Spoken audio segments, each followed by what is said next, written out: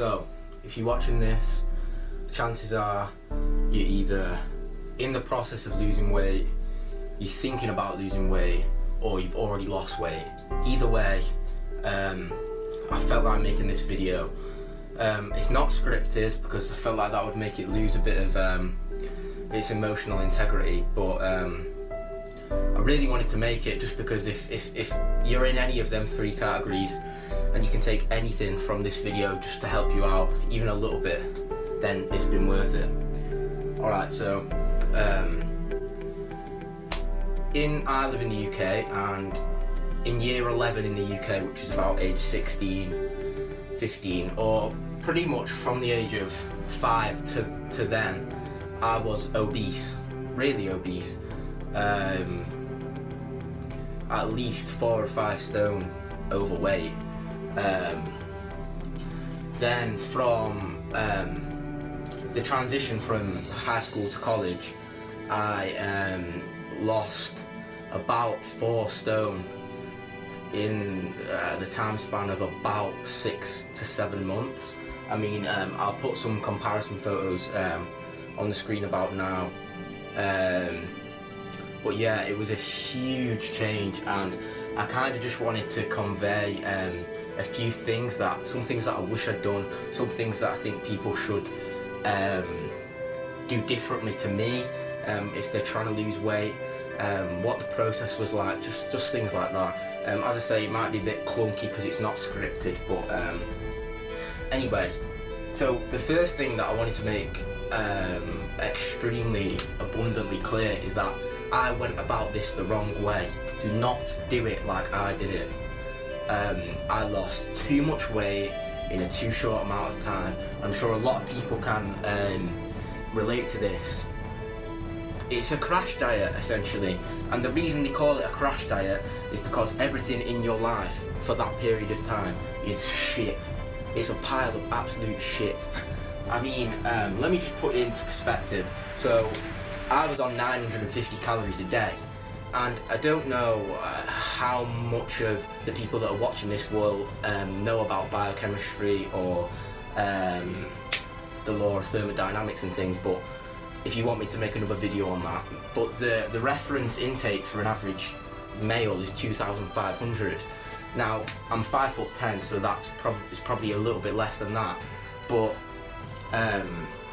still, that is an absolute ridiculous calorie deficit. So that means you've gone under your maintenance calories, which is the amount of calories you require to stay the same weight, and I was at least 1,000 calories below that.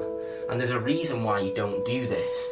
Yes, I was losing a lot of weight very quickly, and I guess my motivations for this at the time were pretty typical with people my age, and anyone really who decides to lose weight.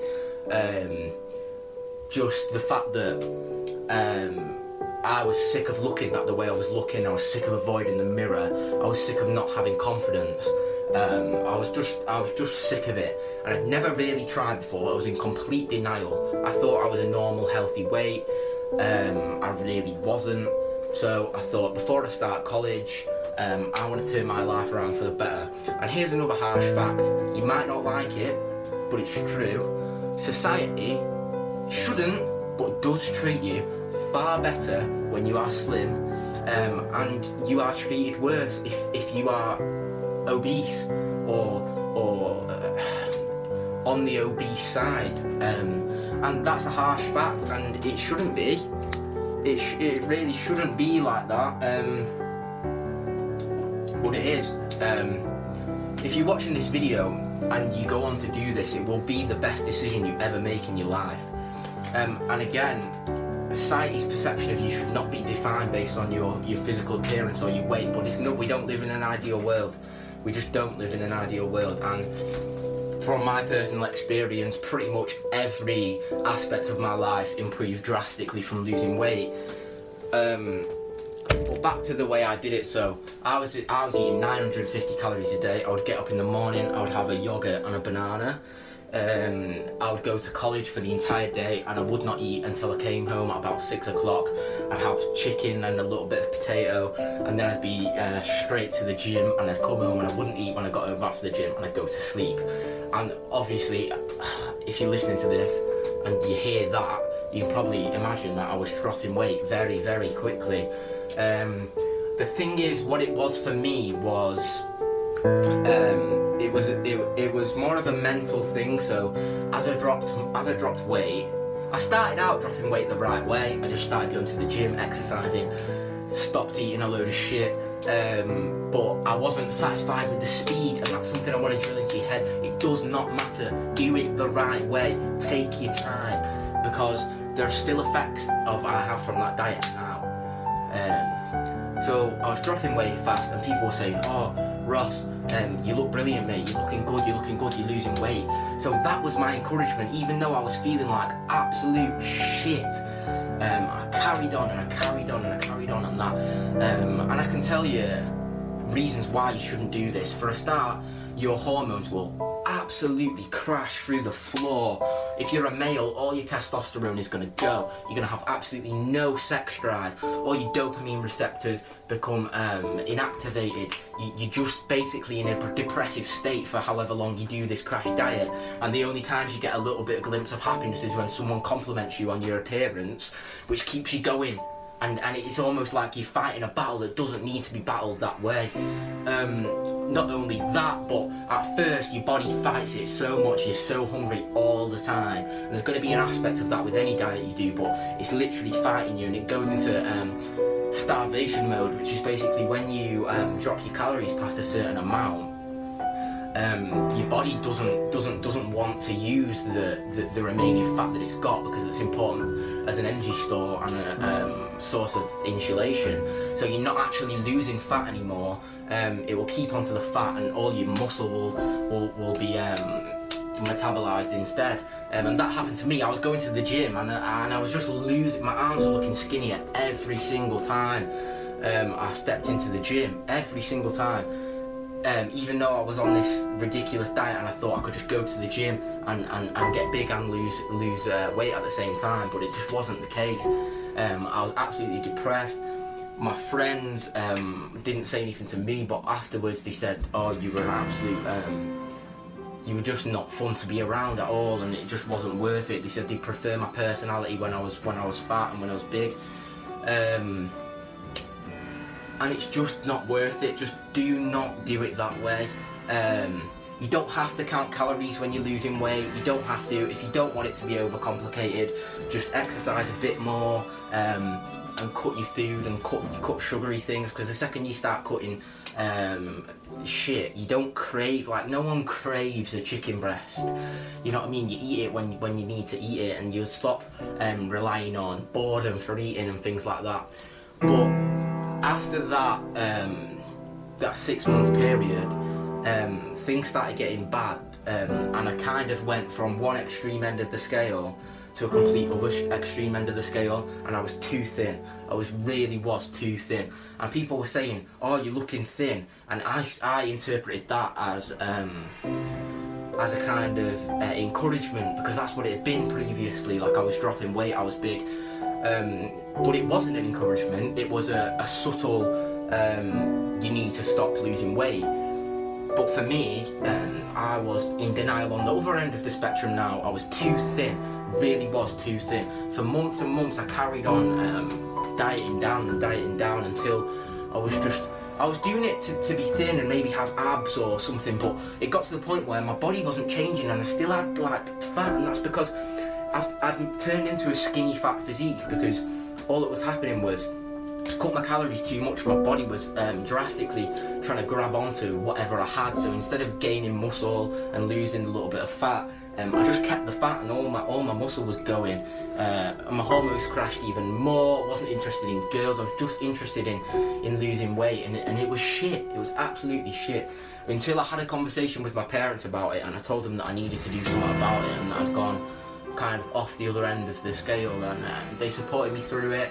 And I went to a gym instructor who did it for free. She took my weight. She told me her story, which was exactly the same. And one thing I want to tell you is, when you're losing weight, watch other people's stories. They are inspiring.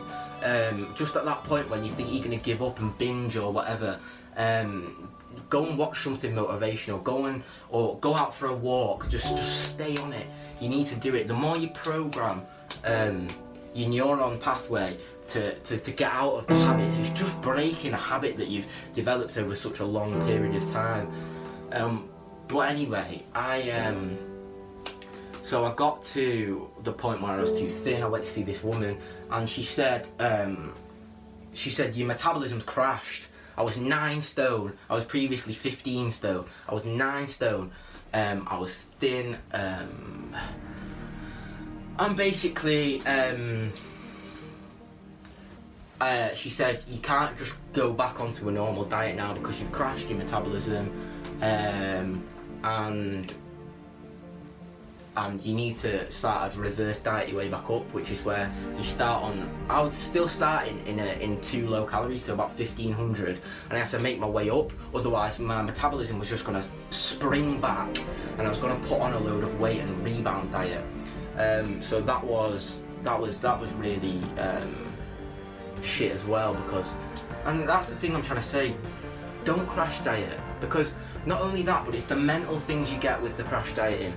So if you go about losing weight the proper way and you take a few hundred calories off your maintenance, you do exercise more, you're getting in the right habits, you're overcoming an eating disorder, and you're starting to look at food as